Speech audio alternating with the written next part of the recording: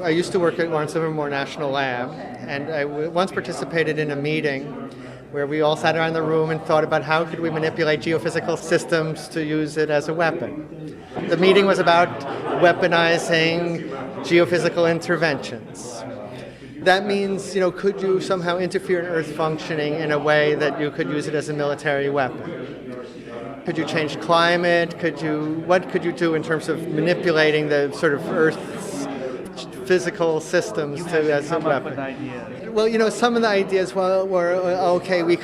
Maybe we could blow up hydrogen bombs, underwater, offshore, and make a tidal wave that would go over a city. And the result was, well, isn't it easier just to drop the hydrogen bombs on the city? Now you could imagine, though, say putting pathogens in a cloud.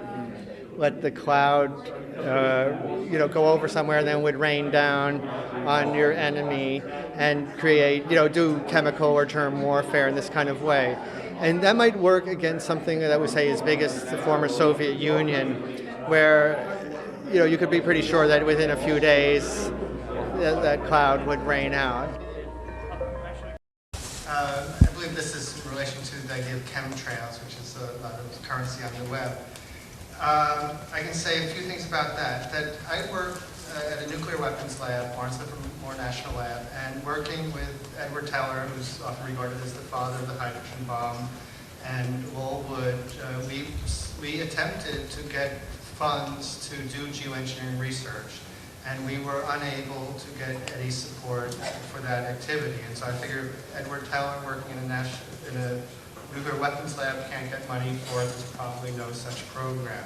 More money for the Pentagon when its own auditors admit the military cannot account for 25% of what it already spends. According to some estimates, we cannot track $2.3 trillion in transactions. $2.3 trillion with a T. That's $8,000 for every man, woman, and child in America. Fiscal year 1999, 2.3 trillion missing. Fiscal year 2000, 1.1 trillion missing. And DOD is the #1 reason why the government can't balance its checkbook. I also do not believe that George Bush and his administration cared enough about climate change to undertake secret programs to try to offset climate change. If he was going to do something secret, I think it would be kidnapping people and torturing them. But I don't think it's about addressing the climate change situation. And so I think what people are seeing are ordinary contrails and imagining that it's part of a geoengineering program, but I do not believe there is any such program. Hansen is arguably the world's leading researcher on global warming. He's the head of NASA's top institute studying the climate. But this eminent scientist says that the Bush administration is restricting who he can talk to and editing what he can say. Politicians, he says, are rewriting the science. Well, there'll be none of that tonight, because James Hansen is telling what he knows on 60 Minutes.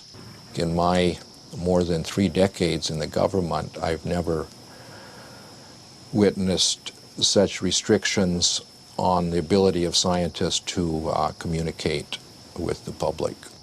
There are known knowns. There are things we know we know. We also know there are known unknowns. That is to say, we know there are some things we do not know. But there are also unknown unknowns. The ones we don't know, we don't know.